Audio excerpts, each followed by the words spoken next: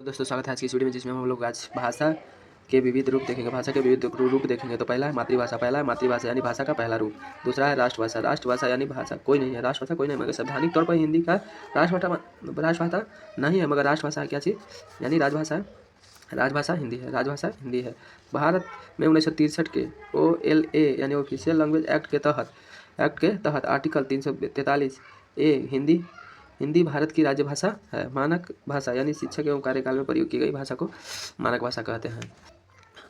भाषा सीखने का चरण, अगला टॉपिक है भाषा सीखने का चरण। पहला कुकुआना यानी कुआना 6 हफ्ता तक।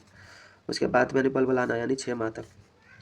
इस अवधि है 6 सप्ताह तक कुकुआएगा और बलबलाना 6 माह तक। और एक शब्द उच्चारण चरण यानी एक शब्द स्टेज आएगा 1 साल में।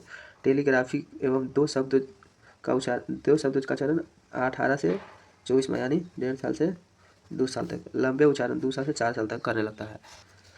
प्रोफेसर स्मिथ के अनुसार 1 साल का बच्चा 3 शब्द करता है, 2 साल का बच्चा 272 शब्द उपयोग करता है और 5 साल का बच्चा 2072 शब्द का याद रखता है।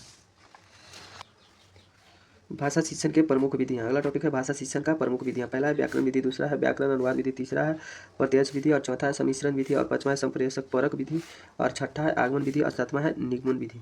तो हम सबको एक बार देखेंगे। तो सबसे पहले हम लोग देखेंगे क्या चीज़, व्याकरण विधि। व्याकरण विधि इस विधि के अंतर्गत अन्य भाषा के नियमों को कुछ शब्दों के साथ भी सिखाया जाता है, याद कराया जाता है। इसके बाद शब्द संयोजक एवं व्याकरणिक नियमों के आधार पर अध्ययन कराया जाता है। दूसरा है व्याकरण अनुवाद विधि। यह विधि 19वीं शताब्दी के अंत तक परंपरागत और सामान्य रूप में प्रचलित रही। इसमें व्याकरण अनुवाद 2 विधियों परस्पर संयोजित होता है। इस विधि में बच्चे लक्ष्य भाषा पढ़ना लिखना तो सीख लेते हैं, परंतु बोलने से ज़्यादा अक्सर नहीं मिलता है। इस विधि में बच्चों की मातृ भाषा में अनुवाद के माध्यम से लक्ष्य भाषा सिखाई जाती है। फिर अब हम लोग देखेंगे तीसरा देखेंगे प्रत्यक्ष यानी डायरेक्ट मेथड। प्रत्यक्ष विधि यानी व्याकरण अनुवाद विधि में अनेक सीमाओं के कारण प्रत्यक्ष विधि का आविर्भाव हुआ है। इसमें मौखिक वार्तालाप विधि भी कहा जाता है। इस विधि में शिक्षार्थी की मातृभाषा के मध्य अवस्था के बिना अन्य भाषा सिखाई जाती है। इस विधि में बच्चे की मातृभाषा का प्रयोग नहीं किया जाता है, केवल लक्ष्य भाषा का आधार बनाया जाता है। इसमें है प्रत्यक्ष में कि मातृभाषा का प्रयोग नहीं किया जाता है, केवल लक्ष्य भाषा के यानी आधार बनाया जाता है। चौथा है सम्मिश्रण विधि। इस विधि के अंतर्गत भाषा शिक्षण की प्रक्रिया के व्यवहारिक पक्षों का सम्मिश्रण है।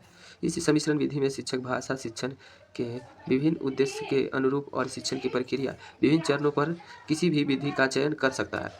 निगमन विधि लास्ट है आज की विधि में। निगमन छठा है निगमन विधि। नियम से उदाहरण की ओर, समान से विशिष्ट की ओर। और पहले इसमें परिभाषा बताते हैं, फिर उदाहरण, जैसे माने सरल से हार्ड की ओर ले जाते हैं। अगर वीडियो अच्छा लगा हो तो लाइक एंड सब्सक्राइब जरूर।